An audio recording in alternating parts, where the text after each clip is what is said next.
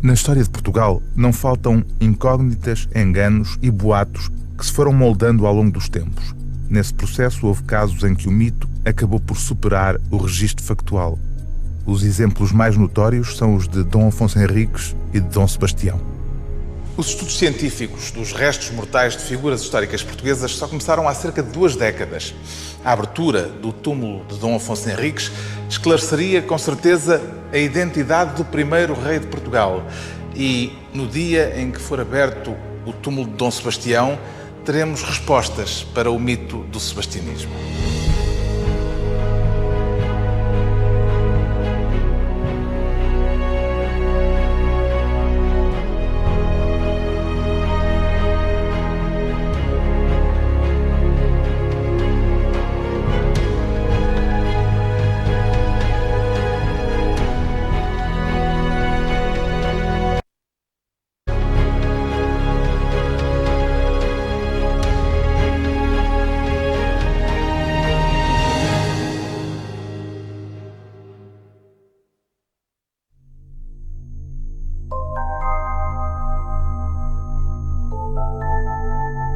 Os ramos mais recentes da ciência poderiam ajudar-nos a encontrar respostas em questões para as quais não temos documentação histórica. 2 dessas incógnitas são as populares figuras míticas do rei fundador de Portugal, Dom Afonso Henriques, e de Dom Sebastião, que foram forjadas com o passar do tempo. Mas é importante considerar que essas memórias foram quase sempre construídas em épocas posteriores e refletem as prioridades e as conveniências da elite de cada tempo histórico. Dom Afonso Henriques e Dom Sebastião estão intimamente ligados, tanto pelo mito como por uma espada.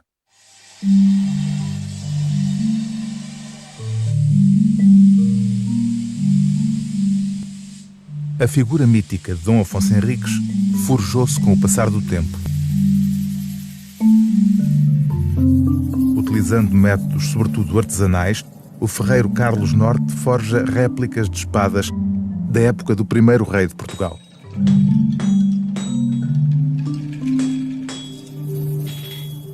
Se eu lhe pedir para fazer uma réplica de uma espada do Afonso Henriques, faz-me uma, Carlos Norte? Sim, faço, claro. Já fez? Já fiz uma réplica do mito e já fiz algumas parecidas com a época. E pega em que documentos para encontrar o que seria a espada de Dom Afonso Henriques?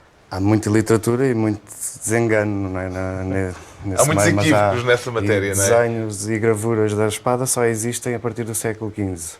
Por isso, aqueles 300 anos para trás não existe nada. Não se sabe bem exatamente como era. Isto seria uma espada se usava mais próxima daquela entre o século XII e o século XIII, Henriques. sim. Muito próxima do quase de certeza que se usava na época. Com as guardas mais direitas. Com as guardas mais direitas. Poderia ser gravada, poderia ter a guarda maior, poderia ter a guarda ligeiramente curvada, mas duvidamos que desse a volta completa. Sim. Como está no Porto. Podemos assumir, portanto, que esta talvez seja a espada mais aproximada de Dom Afonso Henriques, ou pelo menos da época de Dom Afonso Henriques. Embora curta, não é? Sim, embora seja curta. Sim. Mas as curtas eram preferidas às espadas longas. Porquê? Existe muito esse mito da espada longa, mas a espada longa vai pesar mais e torna-se muito mais lenta no manejo, não é? E isso torna-se mais perigoso numa luta corpo a corpo, não é? Esta tem já a guarda um pouco mais curva. Esta tem uma guarda mais trabalhada. É uma curvatura que... Isto também dependia muito do ferreiro que as fazia e do nível de qualidade do ferreiro, do nível de trabalho dele, não é? Do gosto, da estética. A réplica que fez de uma espada aproximada... Do mito da espada. Da réplica de um mito. Era uma espada maior. Sim, enorme. Muito maior. Cerca de 1,80 m e pesava cerca de 8 kg. O que não era de certeza manejável. Sim, era bem difícil de empunhar. As únicas espadas que se encontram na história desse tamanho já é muito mais tarde e eram espadas de montante para ser usadas a cavalo, que já se usavam quando se caía do cavalo, para defesa contra outros cavalos. Em todo caso, as guardas fechadas não eram comuns no século XII. Não era comum. Não existiriam. Só mais tarde é que começaram a ter as guardas. No século XIV, XV é que começaram a aparecer as guardas encaracoladas e a que está no Porto tem as guardas curvas. Tem as guardas curvas, exatamente. O que faz supor que provavelmente é uma réplica que não é exatamente fiel à época. Exato. Poderia ser ou de um rei tardio, porque Dom Sebastião pode ter tirado a espada de outro rei dos antepassados dele, do século XIII, XIV, onde já se usava a espada curvada para prender a lâmina do adversário. Porque não tem lógica, naquela altura, aparecer uma espada com isso, quando isso só apareceu 200 e tal anos depois. Não é? Reza a lenda que Dom Sebastião terá ficado visivelmente impressionado com os túmulos dos seus antepassados. A carta escrita pelo rei em Lisboa a 14 de março de 1578 especifica: desejo levar nela a espada e escudo daquele grande e valoroso primeiro rei deste reino, Dom Afonso Henriques, porque espero em Nosso Senhor, com estas armas me dê as vitórias que aquele rei Dom Afonso com elas teve. Na biblioteca da Universidade de Coimbra existe o facsímil da carta original que Dom Sebastião escreveu ao prior de Santa Cruz. Isto é a carta em que Em Dom Sebastião, o Dom Sebastião, está assinado o rei. que é Dom Sebastião, em que ele pede para o Mosteiro de Santa Cruz de Coimbra que lhe enviem a espada e o escudo de Dom Afonso Henriques. E Dom Sebastião estava convencido que ela era um talismã, mas não foi talismã, sabemos. Não foi, porque não Correu chegou mal. a ir para o campo de batalha, segundo diz as crónicas, mas há que desconfiar muito destas crónicas. Eram são fantasiosas, em alguns fantasiosas e reconstituem conversações como se estivessem tenha registado em lá hoje. a não tomar é? nota ou a gravar. Segundo diz, ele deixou na embarcação onde viajava e ficou esquecida. De acordo com a crónica dos cônegos regrantes de Dom Nicolau de Santa Maria, a espada saiu do mosteiro de Santa Cruz e nunca mais voltou. Porém, como estava determinada a última ruína desta coroa, não permitiu a providência que fosse vencida uma espada sempre vitoriosa, ficando por esquecimento na armada em que El Rei navegou para a África. Há uma grande ligação entre o Dom Sebastião e o Dom Afonso Henriques. O Dom Sebastião sempre teve um culto por lugares e pessoas que ele considerava que tinham um certo prestígio no passado, grandes guerreiros. Queria se equiparar ao fundador da nacionalidade. Portanto, ele, quando vai a uma viagem ao Algarve, ele vai ao Campo de Ourique, que se pensava que era o Campo de Ourique, e vai lá e põe um pequeno arco de triunfo e nem deixa o cavalo pisar aquele chão porque o acha sagrado. Vai aqui ao convento de Santa Cruz de Coimbra porque quer ver o túmulo do Dom Afonso Henriques, como aliás foi ver os túmulos de outros reis na batalha em Alcobaça. Depois há um testamento dele, que parece que é apócrifo, em que ele faz várias exposições finais, e uma das exposições que põe, que tem muito a ver com ele, é que quer ser enterrado ao lado do... Se morrer, quer ser enterrado ao lado de Dom Afonso Henriques. Claro que isso não aconteceu. Não aconteceu. Aliás, alguém viu Dom Sebastião morrer? Temos algum testemunho presencial da morte de Dom Sebastião? Ninguém viu ele morrer. Várias sobreviventes que fizeram relatos sobre a batalha, mas estavam em posições diferenciadas, nem todos assistiram à suposta morte do rei. Há algum que tenha testemunhado os últimos instantes de Não Dom há Sebastião? Os únicos que podiam ter testemunhado eram portugueses. E eram fidalgos, cavaleiros. E, segundo os códigos de honra da altura, não se pode dizer que viu morrer o rei. Porque a obrigação de um cavaleiro é defender até à morte o rei, não é? E portanto, nunca ninguém disse que viu morrer o rei, isso nem pensar. Em todo caso, há um corpo, e o corpo foi alegadamente tal corpo reconhecido. foi reconhecido, estava nu. E já estava muito inchado, já estava muito deformado. Isso já foi uns dias depois da batalha? Foi um dia depois da batalha. E estavam vários fidalgos, 2 ou 3 recusam-se ver, mas os outros dizem que sim, que é o Dom Sebastião. Foi sepultado... E que foi entregue depois, foi só mais tarde, levado em para dezembro. Ceuta. Foi levado para Ceuta. Temos algum documento que Temos comprove isso? o auto de entrega, que é de, penso eu, dezembro de 1578, portanto... É aquele documento que está em Valladolid, É o que está em Simancas. Em Simancas, é. Esse corpo é aquele que estará agora no Mosteiro dos Jerónimos. Sim, é. Isso é verdade, isso não há dúvida. Sim. E que, a ser verdade, que é Dom Sebastião... Agora, se realmente as alçadas que estão lá são de outro desgraçado qualquer, digamos... Aí perpetuava o mito. Perpetuava o mito, continuava sempre a pensar. Arranjaram um para colocar ali, não é? Porque é um facto que de Filipe II interessava provar a morte de Dom Sebastião, para ele poder depois tratar do processo de candidatura ao trono de Portugal, não é? No Arquivo Geral de Simancas, em Espanha, existe a ata da entrega do cadáver de Dom Sebastião, em Ceuta. Tem a data de 10 de dezembro de 1578. Muitos fatores contribuíram para que se gerasse um clima de incerteza em torno da morte de Dom Sebastião.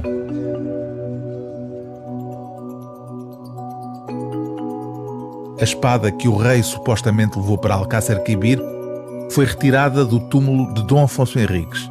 Atualmente está exposta no Museu Militar do Porto. Esta é realmente a espada de Dom Afonso Henriques, professor Mário Barroca? Não, esta não é a espada de Dom Afonso Henriques. Para alguns autores é a espada de Dom Afonso Henriques e eu creio que não é a espada de Dom Afonso Henriques, não é o original. O que é que ela tem que lhe faz pensar que não é a original? Há dois aspectos a focar. Por um lado é o percurso histórico desta arma e, em segundo lugar, é a tipologia, as características que ela tem. Não é uma espada que fosse característica do século XII? Não tem nenhum paralelo entre os muitos conhecidos em toda a Europa que tenha este tipo de solução. O que é que está ali de diferente? A lâmina é uma lâmina que tem um sangrador rasgado, portanto aquela É aberta de um lado ao outro, na base. As guardas, que é aquele elemento que separa a lâmina da zona do punho, que não são retas ou levemente arqueadas, mas são completamente enroladas sobre a lâmina em forma de voluta, o que segue uma tipologia que não é medieval ou é tardo-medieval. Aparenta as chamadas espadas de guardas portuguesas, que são umas espadas desenvolvidas na altura dos descobrimentos, século XV e século XVI. E depois tem um aspecto que eu acho que é fundamental, é que o punho, a zona onde é feita a apreensão da arma, é muito pequenino, tem 7 centímetros. Quer dizer, aquilo nem para a minha mão, para a nossa mão... Não dá. Não, uma mão normal precisa de uns 10 centímetros de punho para agarrar com força e... Portanto, esta é uma espada que nunca deve ter sido utilizada, é uma espada cenográfica. Quanto mais para um homem que se dizia ser um gigante com 2 metros. Também é uma lenda, não é? Mais um mito fundador, não é? Ele ser um gigante. Não sabemos verdadeiramente qual era a estatura do monarca. Mas, de qualquer maneira, uma mão normal precisa de uns 10 centímetros de punho para conseguir. E depois tem um pomo, que é aquela parte final, aquele disco, que é muito volumoso e muito leve, portanto não equilibra a peça. Ora então, se esta não é a espada de Dom Afonso Henriques, que espada é esta? É uma espada que estava sobre o túmulo de Dom Afonso Henriques. Sim. O que nós sabemos é que sobre o túmulo de Dom Afonso Henriques estavam pendurados 2 elementos fundamentais da simbologia do monarca, que era o pavês, ou o escudo de Dom Afonso Henriques, e a espada de Dom Afonso Henriques. A partir de 1578, Alcácer Quibir, até 1609, não há nenhuma referência à presença da espada em Santa Cruz. E é extraordinário que os monges de Santa Cruz, os cônegos regrantes de Santa Cruz, que registaram o pedido do monarca, a reunião em que decidiram emprestar ao monarca a saída da arma, não tenham registado o regresso da arma. Isso é extraordinário. Quando é que há um novo registro da presença da arma a partir de 1609. Local? A partir de 1609 volta a estar descrita uma espada. Período que é filipino, esta. Ou seja, no período em que tínhamos os reis espanhóis a governar. Período filipino, o que é muito interessante porque isto quer dizer que as duas instituições que na Idade Média tinham preservado a memória histórica do reino, que era Santa Cruz de Coimbra e Alcobaça, em pleno período filipino começam a recuperar a memória histórica de Portugal como uma forma de resistência. Alcobaça escreve uma obra monumental que é a Monarquia Lusitana, que é um projeto de uma grande história de Portugal, numa altura em que Portugal tinha perdido a independência, e Santa Cruz está, no fundo, a recuperar os 2 grandes símbolos, que são os símbolos materiais da realeza de Dom Afonso Henriques. Ou seja, não sendo a espada de Dom Afonso Henriques, apesar de tudo, não deixa de ter valor histórico, tem pelo menos um valor simbólico. E, portanto, é uma arma que tem o valor de resistência aos Filipes. Assim, não é uma arma autêntica do século XII, portanto, desse ponto de vista, eu creio que temos que desfazer esse mito, mas é uma arma que tem uma importância cultural, política e histórica muito grande. Esta espada tem esse valor simbólico. Tem esse valor simbólico. Quando os cônegos de Santa Cruz mandam fazer esta réplica, eles, no fundo, estão a substituir uma relíquia, que é uma expressão que eles próprios usam, uma relíquia que tinha sido perdida. Sempre se pensou que teria sido com essa espada que, no dia 25 de julho de 1139, Afonso Henriques derrotara o exército muçulmano, proclamando-se rei de Portugal. São muitas as incertezas que rodeiam a figura de Dom Afonso Henriques, especialmente a mais emblemática das suas vitórias, a Batalha de Ourique.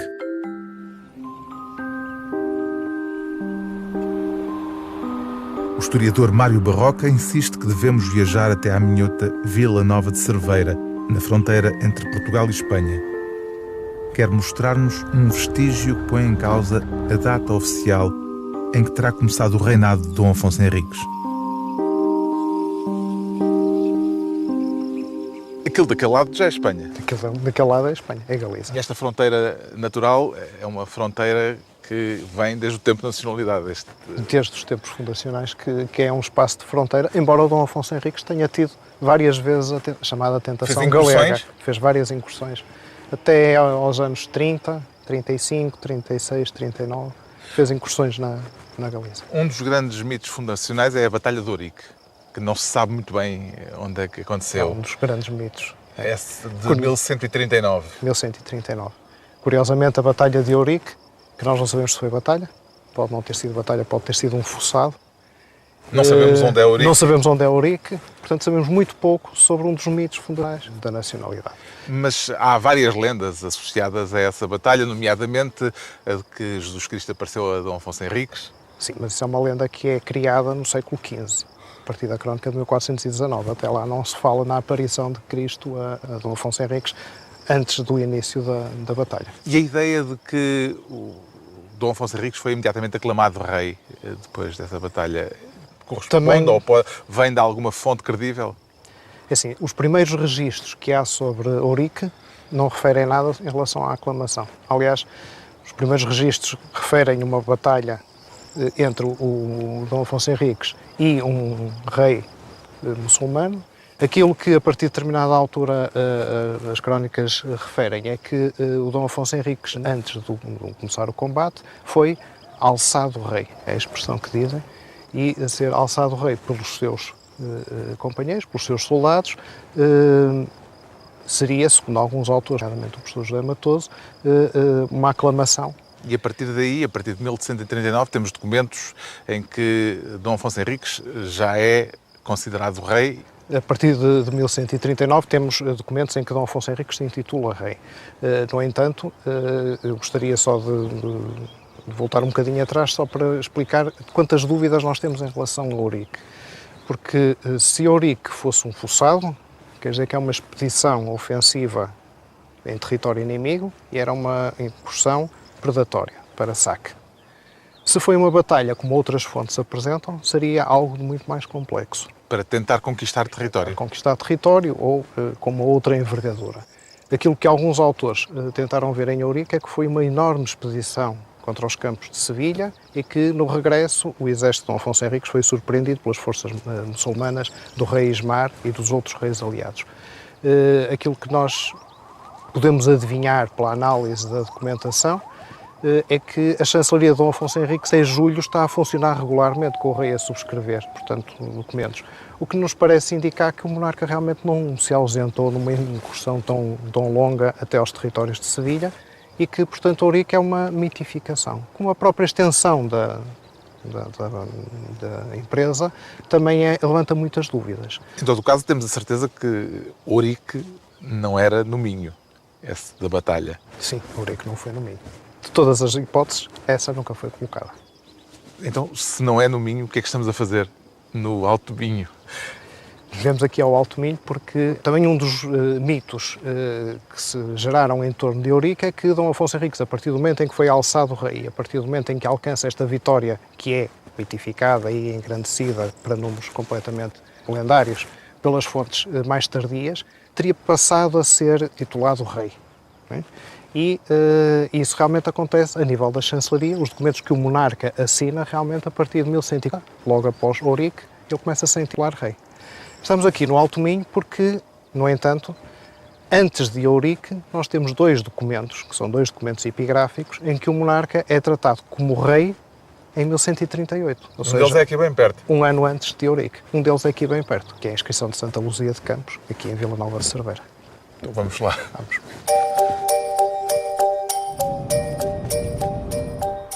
Não muito longe do Mirador do Cervo, na capela de Santa Luzia de Campos, existe uma inscrição curiosa. Foi publicada parcialmente pela primeira vez por Abel Viana em 1930 e investigada, entretanto, em 1995, na tese de doutoramento de Mário Barroca. Esta capela, professor Mário Barroca, é do tempo de Dom Afonso Henriques? Não, esta capela é mais tardia, é posterior. Incorpora elementos do tempo de Dom Afonso Henriques. É do mosteiro medieval, Santa Maria da Valboa, que foi extinto no século XV. Mas ficaram cá pedras? Foram uma série de... O edifício de culto permanece, não é? A capela, e estão reaproveitados materiais de várias épocas, desde o tempo de Dom Afonso Henriques até épocas posteriores. Temos aqui algum elemento do tempo de Dom Afonso Henriques? Do tempo de Dom Afonso Henriques temos estas duas colunas com os capiteis do arco triunfal. Como é que sabemos que são do tempo de Dom Afonso Henriques? Estilisticamente, os capiteis são de um primeiro românico ainda muito volumoso, muito pouco trabalhado, pouco evoluído e, portanto, coincide com a época antiga. E tem duas cruzes de sagração do lado de fora. Portanto, encostados aos capiteis, de um lado e do outro, tem duas das cruzes de sagração. No tempo medieval tinha 12 cruzes de sagração. E há mais pedras? Há outros elementos do tempo de Dom Afonso Henriques? Do tempo de Dom Afonso Henriques, para além destas pedras do arco, há duas pedras lá fora com uma inscrição, que é isso que nós vamos ver agora.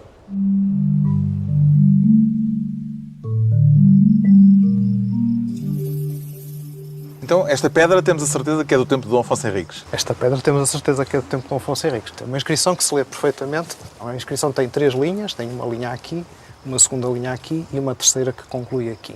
E então ela diz, tem aqui um I, um S, um T e um E, isto é. Depois tem aqui um F, um U, um N, um D, um A, um T, fundato, e aqui o U. Isto é fundato? Este subentende-se mosteiro, foi fundado, o S está lá em cima, e a era, milésima, e depois continua aqui a data, o C de centésima, um L uncial de 50, um X, outro X, um V e um 1. Portanto, 1176. E depois acrescenta, e este é que é o aspecto fundamental desta inscrição, um R, um E e um G, regnante, N-A-N-T-E, regnante, e lá em cima diz Rex Alfonso.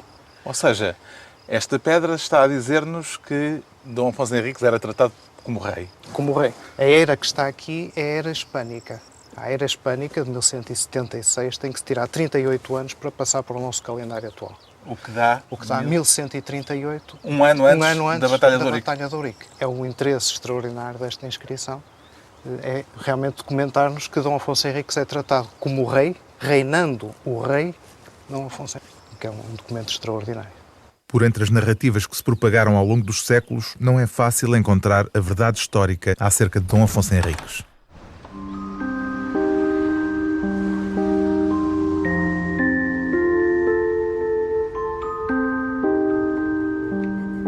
A verdade à volta de Dom Afonso Henriques está oculta por inúmeras e sucessivas camadas de interpretações. A imagem que nos chegou até hoje é puramente especulativa. Não existem retratos ou estátuas do primeiro rei de Portugal que lhe sejam contemporâneos. Nas ruínas do convento do Carmo encontra-se uma estátua do século XIII que representa um homem coroado e de espada em punho. Há quem diga que aquela poderá ser a mais antiga representação do primeiro rei de Portugal.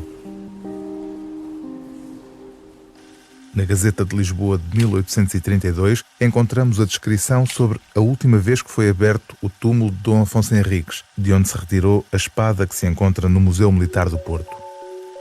A sua caveira estava inteira e mostrava ainda todos os dentes no seu lugar menos um. As dimensões do crânio e mais partes da cabeça eram grandes e proporcionados os ossos dos braços e pernas, os quais, comparando-se com os da figura superior do túmulo, se achou perfeitamente coincidirem, tendo 10 palmos de comprimento, como refere a história, haver tido de altura o herói. Em julho de 2006, a antropóloga forense Eugénia Cunha introduziu um endoscópio por um pequeno orifício do túmulo de Dom Afonso Henriques. O objetivo científico era reconstituir o perfil biológico do primeiro rei de Portugal. O que é que encontrou no túmulo de Dom Afonso Henriques? Há 11 anos consegui ver que estavam lá, num túmulo grande, escuro e maltratado, 3 ossários. 3 ossários, quer dizer que não estará lá só o Dom Afonso Henriques? Estarão provavelmente familiares diretos. E mais pequenos, não era? Sim, parece uma caixa maior e duas pequenas. Não sei quem é quem, é impossível, só sabendo isso. É natural que já estava à espera de encontrar ossários, porque aquilo não é uma sepultura primária, ou seja, o corpo já tinha estado noutros locais e provavelmente são pessoas da família dele. Em que estado de conservação é que está o túmulo? Está mau, precisa de uma intervenção de limpeza, de manutenção, e os próprios ossários, as caixas alegadamente de madeira, estão muito deterioradas. Tinha os instrumentos necessários para fazer Não, fiz com o que essa era possível. investigação? Na altura fiz com um endoscópio do meu tio, que fazia... Do que seu era tio? gastro, do meu tio, que era da gastro. Portanto, era uma coisa que não era adequada para aquela Não, função mas específica. sabendo que tinha luz na ponta e que eu conseguia iluminar aquilo e espreitar, portanto, funcionou. Mas hoje já poderia ser feito esse trabalho com Espero que sim. uma Quanto mais não seja, os endoscópios evoluíram tecnologia bastante. muito melhor. Exatamente, com certeza. O que é que hoje se poderia fazer? Uma prospeção geofísica mesmo, com os engenheiros geofísicos mesmo, georradar, por exemplo, podia ser feito de uma maneira diferente. Mas neste momento, sabendo que existe, só tinha que se abrir e tirar lá o material. Neste momento acho que já não precisamos de fazer prospeção outra vez. Era só abrir, estudar e fechar e colocar tudo lá de uma forma digna. O que é que se poderá encontrar lá? Poder-se-á encontrar o Dom Afonso Henrique e dois familiares diretos. Está lá o crânio de Dom Afonso Henriques? Não sabemos, tínhamos que abrir para ver. Através do crânio é a única maneira que temos de ter uma aproximação facial. Poderia-se fazer aquilo que os ingleses fizeram, por exemplo, com Ricardo III, reconstituindo o rosto de Ricardo III? Até com a mesma equipa, sim. Portanto, poderíamos conhecer a cara de Dom Afonso Henriques. Ter uma ideia, sim, mas isso tudo depende do estado de conservação dos ossos da face. Exatamente, não faço ideia. E se lá estiverem, porque também não sabemos Pode não estão. estar. Pode estar o resto do esqueleto e não estar o crânio, sim. Porquê é que, depois dessa sua intervenção em 2006, a investigação parou por completo? Porque houve outra tentativa que não foi autorizada e porque quem tem a faca e o queijo na mão não sou eu de todo. E quer dizer, perder mais tempo com uma investigação que não depende de mim, não é? Era muito interessante. Cada vez há mais investigações semelhantes noutros países. Veja o que fizeram, por exemplo, no Brasil, com a família real. Portanto, foram todos estudados e continuam a ser estudados agora. Aqui não querem. Porquê é que, com essas possibilidades todas, não houve mais evolução, não houve mais investigação depois de 2006? Houve um pedido que não foi, portanto, não foi autorizado, mais uma vez. Quem e depois, é que não autorizou? na altura chamava-se IGESPAR, a Direção-Geral do Património. Sim. Porquê é que há tanta resistência a que haja essa investigação? Talvez se pensar que podem não ser as pessoas que pensam que lá estão, serem outros. Pode ser Isso estragava um pouco a narrativa. Sim, já aconteceu noutras situações, mas a verdade acima de tudo, não é? Se hoje a ciência pode contar muito mais e podemos saber coisas que não sabíamos de outro modo, por que não? Houve também uma tentativa mal sucedida de exumar os restos mortais de Dom Sebastião. Os resultados obtidos com a pesquisa por georradar indicam que existem ossos no túmulo, mesmo os ossos de Dom Sebastião, que Filipe II de Espanha enviou para Lisboa. No caso de Dom Afonso Henriques, podemos concluir que a famosa espada não é a original, que a coroação na Batalha de Ourique talvez nem tenha acontecido. No dia em que for autorizada a abertura do túmulo, poderemos ter respostas para muitas incógnitas que subsistem e talvez até conhecer a verdadeira face de Dom Afonso Henriques. Dom Afonso Henriques e Dom Sebastião são figuras históricas envoltas em mistério. O tempo, esse admirável escultor, fez deles, aliás, protagonistas de inúmeras lendas populares. Apesar disso, apesar das muitas dúvidas e apesar das grandes capacidades técnicas e científicas de que dispomos hoje em dia, continua a haver uma enorme resistência a que se realizem exames que poderiam esclarecer essas dúvidas e essas incógnitas. Enquanto isso não acontecer, o mito vai continuar a sobrepor-se à história.